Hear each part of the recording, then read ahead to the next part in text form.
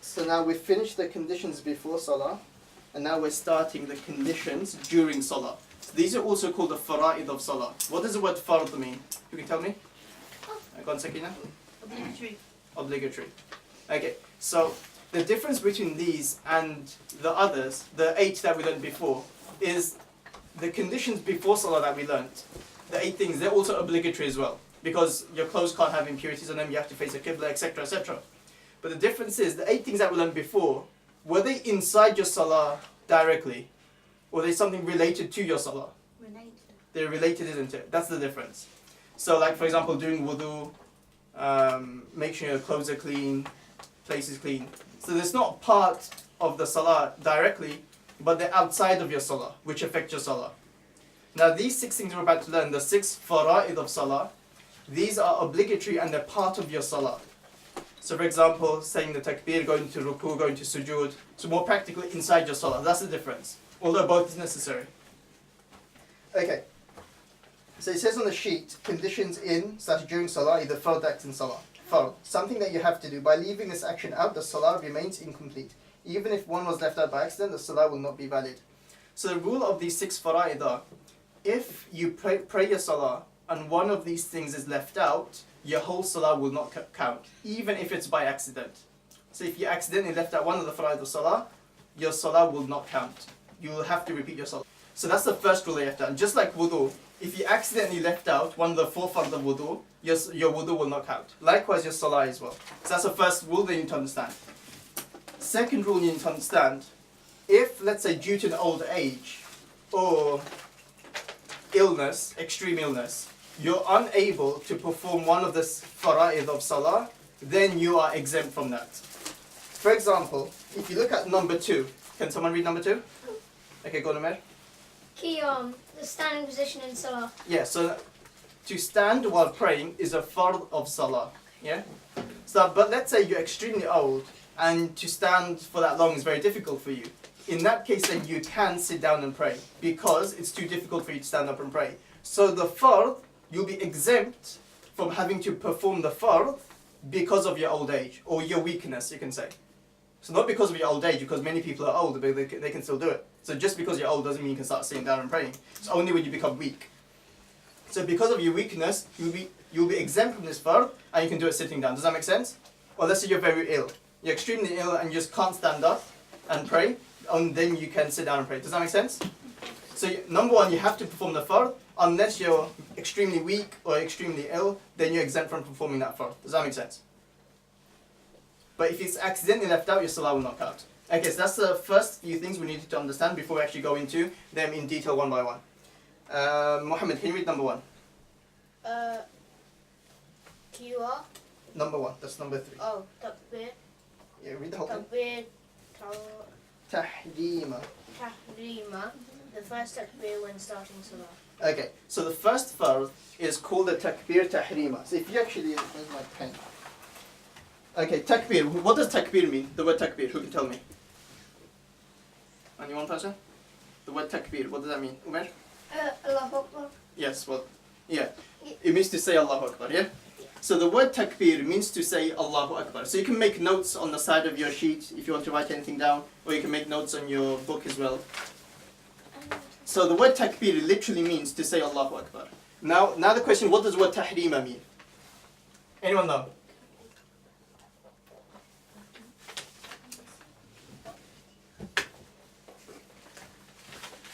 Anyone know what the word tahrima means? Does it mean starting? No. That's what my teacher told me when I was about 10 years old, and I went to class. I asked him, what does the word takbir and tahrima? I know what takbir means, what does tahrima mean? And he goes, starting. So he didn't know Arabic, so he just made it up. So then when I became older and then I learned Arabic, then I thought, hey, he didn't know what he was talking about, he just made it up. So whenever you teach something, you need to know what you're talking about. So you don't want your students to become older and think, hey, that teacher didn't know what he was talking about. Okay, look at the letters I underlined. First letter is H, R, M. Or in Arabic, which letter will that be? Ha. What letter will that be? Ra. Ra. What letter will that be? Mim. Mim. Haram. Oh. Yes, so these are the root letters. The word haram. Tahrima is from the root word harrama yuharrimu tahriman, which means in Arabic to make something haram. Yeah? So this word means to make something haram.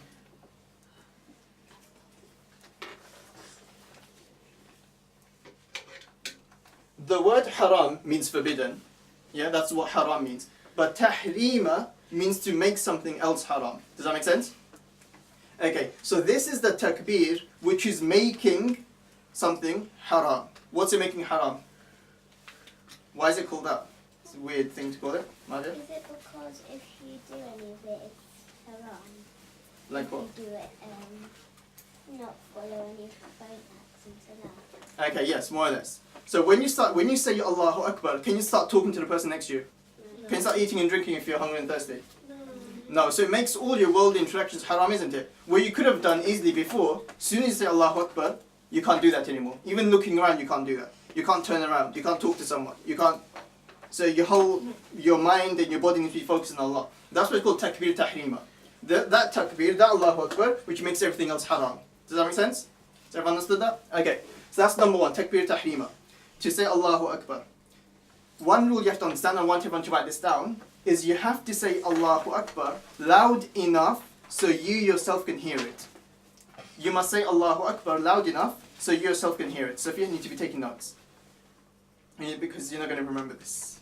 So you can either write it in your sheet or you can write it in an exercise book. To say Allahu Akbar loud enough so you can hear it yourself.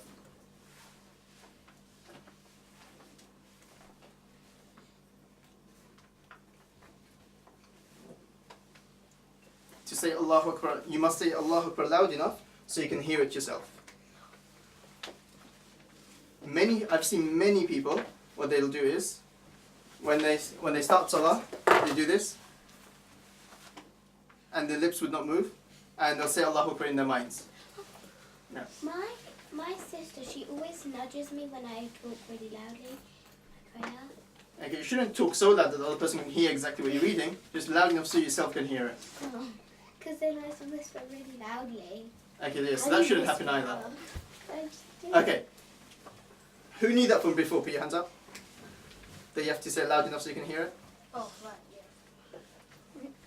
yeah. Okay, 3 students. Yeah, so this is something very important that, and 2 students, 1 teacher. That should have been clarified before. Okay, who's ever prayed salah by saying Allahu Akbar in their minds? Without actually verbally saying it? Right, actually. That's at least half, isn't it, or majority? Yeah, okay, hands down. Okay, so these are very important points. They need to be highlighted and written down as well so you remember it. Okay, so that's the first point. You have to say Allahu Akbar loud enough so you yourself can hear it. And if you say it in your mind, your salah will not be valid. Okay, so that's number 1. So you have to start your salah with Allahu Akbar. Number 2, Muhammad, can you read it? Qiyam, the standing position in salah. Okay, so number 2 is qiyam. You need to know these words, by the way. So you need to know the Arabic terms. So in a test, if I ask you what does qiyam mean, you should be able to say it. So qiyam just means standing. So the second fard is that it's fard to pray your salah while standing. So if you are capable of standing, you are capable of standing, you cannot pray salah sitting down. Does that make sense? So the only, like we mentioned before, if you become extremely weak that you can't pray your salah standing, or you're extremely ill and you can't, then you're allowed to perform your salah sitting down. But if you are able to stand up, you cannot just choose to sit down and pray. And if, let's say, you are extremely weak, extremely ill, and you have to pray your salah sitting down, then we should at least do if you can stand, let's say, for 10 seconds. Let's say you start your salah, you say Allahu Akbar, and you can stand for about 10 seconds, you should do that. So maybe do a Subhanakallahumma while standing up, or Surah Fatiha if possible, and then just sit down. So stand up for as long as you can. Does that make sense? So if you have to sit down and pray salah, but you can stand up for a few seconds, you should do that. Even if it's just Allahu Akbar while standing, and then sit down. Everyone got it? So stand for as long as you can. Just make a note of that. So number 2, stand for as long as possible, and then sit down. Even if it's just saying the takbir.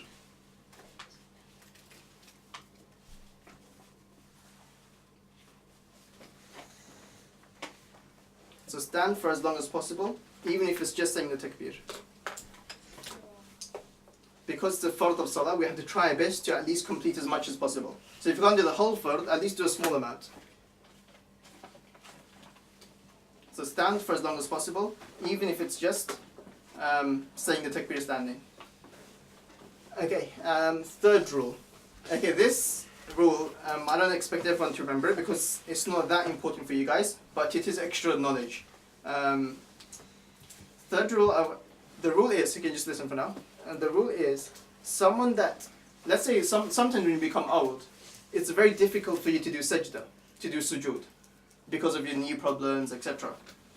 So the rule for that person is, so because they can't do sajda, will they be forced to do sajda in salah? No. So sajda is dropped for them. They don't have to do sajda. They just sit down and just make a gesture of prostrating. They don't actually have to do it. We'll go into it later how to do it. So whoever does not have to do sajda, they don't have to stand either. The standing is dropped from them. So they can do the whole salah sitting down.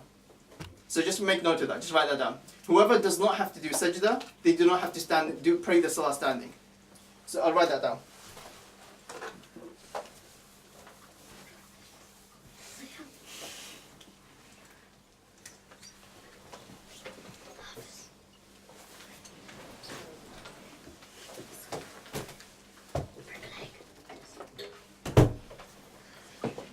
Whoever does not have to do sujood does not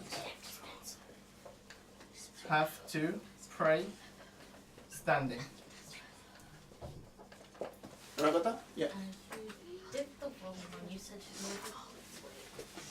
before whoever does not have to do sajda does not have to pray. Okay, sujood and sajda are the same thing. Does it matter if they do all down? What do you mean? Like, stand up to do that. Yeah, so if they stand up, that's even better. If they stand up to do the prayer, that's even better. And just when they need to do sajda, they just sit down and indicate without actually going down. That's fine as well. And another thing is, write this down as another point.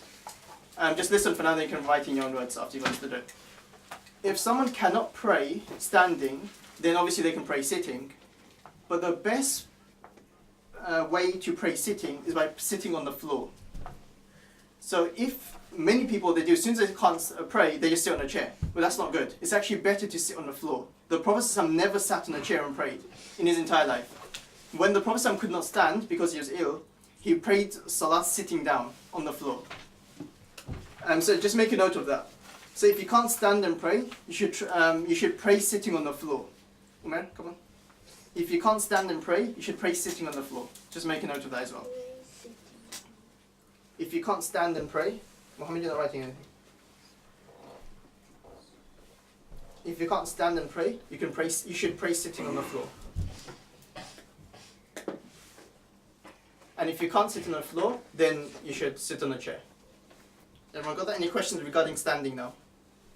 Okay, so the last few lessons we had a few questions. Can you pray salah sitting in the car? Can you? No. No, so does that answer your question? Yeah. Okay.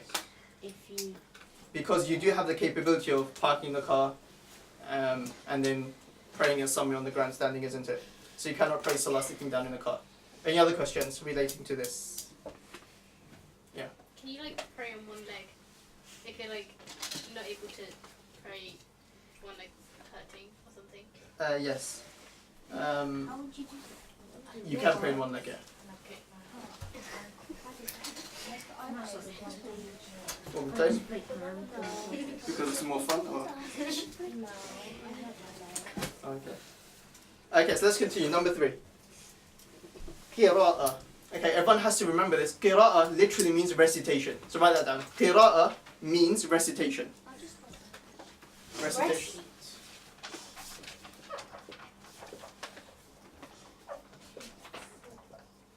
Recitation. That's what qira'ah means. So basically to read. Means to read.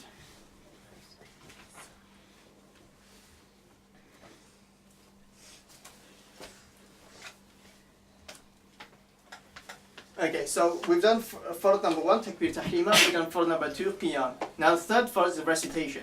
So it's fard to read the Quran. So when we by recitation in salah, we're referring to reading the Quran, obviously, not reading anything else.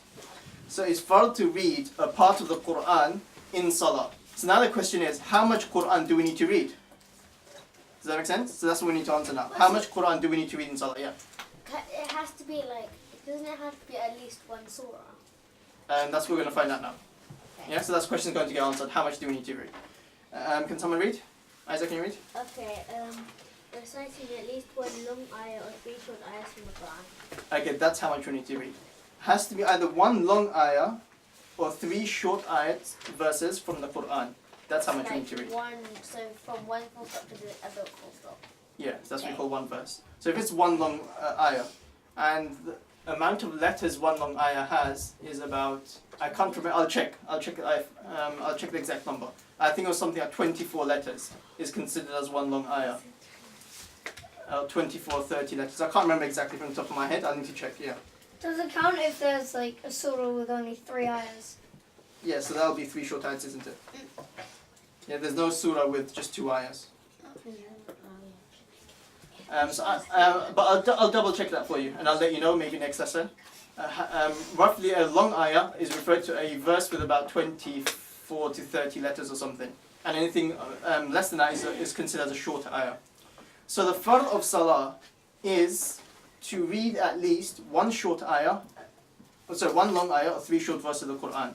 So if I've done that, then my salah will be valid. Well, my fard of my salah will be done. Does that make sense? So now let's say, Miriam, look this way. So let's say I start my salah and I say Allahu Akbar. And I just start off with Surah Fatiha. So I say Alhamdulillahi Rabbil Alameen. So everyone look this way. Ar-Rahman Ar-Rahim. Maliki Yawmiddin. How many verses have I read? 3. And then I forget the rest of the surah. And then I forget, my mind just goes blank completely. And then I say, I don't know what to do, so I just say Allahu Akbar and I go into ruku. And then I finish on my salah. Will my salah still count? Yes. Yeah. Yes. No, because first you have to read Surah Fatiha, and then after you've finished like either reciting 3 short ayah or a long ayah, then you have to read another either 3 short ayah or 1 long ayah. Okay, Umar, read number 3 again. Qira'ah. Reciting at least 1 long ayah or 3 short ayah from the Quran. Where did it say Surah Fatiha? Did it say it? No. Okay.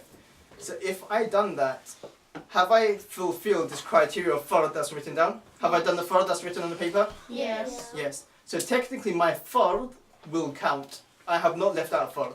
As long as you read 1 long ayah, 3 short ayahs, the fard of your salah is done. Does that make sense? Yeah.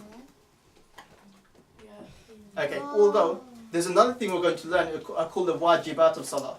Those things which are wajib to do in salah. What does wajib mean, someone? It's like fard, but 11. Yeah, so there are other things which are wajib in salah, which you can't miss out either, but they're lower than fard, which is Surah Fatiha like you were saying.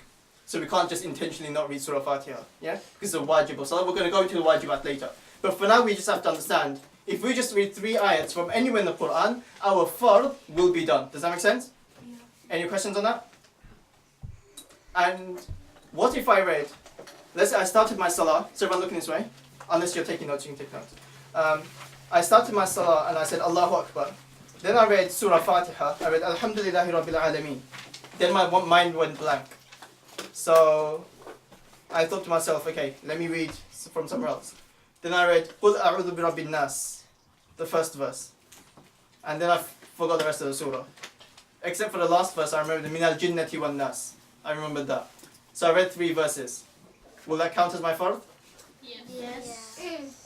But it's not in order, and I read randomly from different places. It's still. It's Short. Yeah, and it's from the Quran, that's why.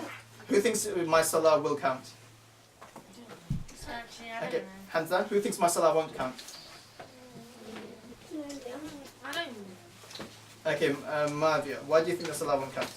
I think it won't count because it says a short eye from the Quran, because then it doesn't mean to mumble jumble up your surahs and then like put them together to Okay. one. Okay, that's a good reason. But when it comes to law, we have to be very specific on the wording. So, if you look at the number 3, so once it has that for now. If you look at number 3, does it say anywhere that it has to be read in order? No, it does hurt. No. So because it's not mentioned it has to be done in order, what the rule that will be here is even if you've done it in a different random order, it will still count because I'm still doing what's written on the sheet, isn't it? It just says 3 short ayats. It doesn't say from where, it doesn't say if it's in order. Does that make sense? Yeah, so the salah will count. Okay, everyone understood that properly now? The 3. So let's say if I start my salah, I said, Alhamdulillah Rabbil Alameen, Ar-Rahman Ar-Rahim, my mind went blank, and then just went into ruku. Will my salah count? No. No. Yeah, so my salah will not count and it will break. Because I've missed out a fard, even if it's by accident. Yes, Umar? Would it be makruh if you do it in like a different order? It won't be makruh. Well, it depends. You missed. I'll answer that question another time when we get into the wajib. Okay. Because your salah will be makruh anyway because you've missed out so many wajibs of salah. We're just dealing with what the fard is right now, but the basic amount. Okay, number 4. Okay, these are very easy. Ruku. What's a ruku? It's that. Yeah, when you bow down, isn't it? Put your hands on your knees and you bow down. So if you miss that out, your salah won't count. But generally, does anyone miss that out? No. Yeah. Do you have to have your hands on your knees? Do you have to have your hands on your knees? If it's a little bit more down. Technically, if you didn't, your ruku will still count. Ruku literally means in Arabic to bow down. So imagine this is your body is straight. This is ruku. So just bowing down a tiny amount, technically the fard of your ruku will be done. Yeah? Really? Although you're going to be missing out so many sunnats. Would it be okay if you have like a back pain and you can't go fully down? Yeah, so if you just go down a tiny bit, then your ruku will be done. Because literally ruku means to bend. So if I bend, I've done the ruku. Okay. Although when going to the sunnats of salah, we'll learn that we're supposed to do it properly with the full sunnats, following the example of the Prophet Muhammad sallallahu alaihi wasallam, putting your hands on your knees, going down properly. Okay, hikmah then. Sorry. Sakina and hikmah. Can you bend the other way? You can't. You have to bring it down. Doesn't your back have to be really bent so then a book can like see you in it or something? Okay. Maybe it has to be better as I can come or something. Okay, yes, that's for the boys. So the way the boys pray, when the boys pray, your back, so this minus your back, it has to be completely straight. So if you put a glass with water on it, it will stay balanced. So that's the sunnah though. So that's additional points in the salah. But here we're just dealing with the fard. So the fard, the minimum is this much. But the perfect ruku will be to go all the way down. Does that make sense? So we're dealing with a minimum amount here. And for girls, they're advised to not go all the way down like the men, but to go down slightly. Like that. Okay. Yeah? So go down slightly. That's how girls should pray, yeah. Why do girls have to not bend down as much as? Okay, so this is to do, it's a very lengthy hadith discussion. So how did the Prophet teach the men and women to pray? So if you look at, so generally the scholars of the past, from the companions of the Prophet and those came after them, they said in Salah, the women should pray in the way which is most concealing for them, which is the most hidden way of praying kind of thing. So let's say men, when they pray, when they go into ruku, it's like they're sticking out their backside, isn't it? Yeah? That's what it looks like, isn't it? Whereas women, when they pray, they should adopt a more concealing way. That's what, not bend down like the men, but bend down a small amount. Does that make sense? Even in sujood, the sujood is slightly different. So it's not like the men, because men are like very open, and whereas women, they should do it. One of them, just finish explaining, and I'll take your hands.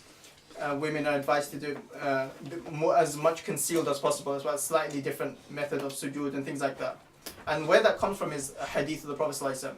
So we see some hadith of the Prophet ﷺ described a method of praying which is more concealing. For example, men lift their hands up to the ears, and the other hadith of the Prophet ﷺ said, lift your hands up to your chest, which is more of a concealing way. That's what girls do. So men are advised to do it the normal way, which is less concealing, so lift it up to the ears, and more concealing method is to put it up to your chest. And there are hadith that the Prophet ﷺ told the companions, and especially the female companions, to do like that. Who had the hand up first? Mahavia first. Okay, go on, Maya. Is that why men pray in front of women? Yeah, that's why men pray in front of women. So that men should not be looking at the women while praying, yeah. Oh yeah. Is it okay for women to pray the same way as men? Salah will be valid, but there will be some sort of dislike in it. Some sort of karaha, makruh or something. But the salah will be valid, because it's still salah at the end of the day. Okay, so ruku is a fard. By the way, let's say it's never going to happen. Let's say you forget to do ruku in your first rakat. What do you do then?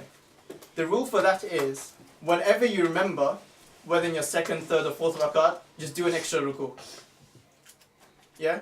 So that's the rule. If you forget to do a ruku in any of the rakats, just do it whenever you remember in another rakat. At least your fard will be done. And your salah will not break. Does that make sense? Mm-hmm. Yeah. So, like, if you're in the middle, so if you forget, Yeah. and then you're in another rak'ah, Yeah. could you like just stop halfway through Surah Fatiha and then just go into ruku, go back up and carry on Surah Fatiha? You could do, yeah. But I'd say best would be to read Surah Fatiha, another surah, and then go into ruku, Go up and go then on, ruku. go another ruku. Yeah. And then get up. But this rarely happens, and you probably won't even have to know this. But I'm just saying, just a bit of extra information. Okay, and same with the sujood as well. It's fard. Okay, so now we're on number 4. Now number 5, and we're almost done. Then we'll go for a break. So number 5 is sujood. So it's fard, by the way, is both the sujoods in every rakat are fard. So if you miss out a fard, any of the sajdas, your salah will break. Does that make sense? So make sure you write that down. Both sajdas are fard. Both sajdas or sujoods are fard. So make a note of that. It's not just one of them, both of them. Both sajdas or sujoods are fard. So if you miss one of them out, then your salah will break. So now what happens is sometimes we can have a doubt. Has everyone ever had a doubt? How many sajdas have I done? 1 or 2? That you're not sure? It's happened to me before. Yeah? So what you do is, if you have a doubt and you're not sure whether you've done the fard or not, what you do, just do another one anyway. Yeah, that's Because what I do. if accidentally you had missed one out, because accidentally if you miss a fard, will your salah count? No, because it's a fard. Even by accident, your salah will not count. So to be on the safe side, just do another one. So it's better to do 3 than to do 1. Because if you do 3, your salah will still count. Although you'll have to do sajda sahwa at the end, but we'll go into what that is afterwards. That's in another lesson. Because if you do something extra, then you have to do what you call sajda sahwa. So if basically it was Maghrib Salah, and you did 2, but Two you what? weren't- 2 sajdas. 2 sajdas, and you Okay. weren't sure if you did the third one, so you do it Right, if again. you've done 2 sajdas, then what's the Yeah. problem here? No, but like if you weren't sure, so would you do another one again? Like so if you didn't know how many you did, so but you thought you had done 2, so you do it again, like just to be on the safe side, yeah. Okay, so what you do is, let's say on 1 rakah, you done one sajda, got up, done a second sajda, and then you weren't sure, have I done 1 or 2? What you do is, in that same rakah, just do another one. Just sit down again and do a third sajda, and then stand up and go continue your salah. And then after, because it's better to do 3 than to do 1, just to be on the safe side. And then at the end of your salah, you're going to do something called sajda sahu. And I'll explain what that is in another lesson. Everyone got that? Any questions?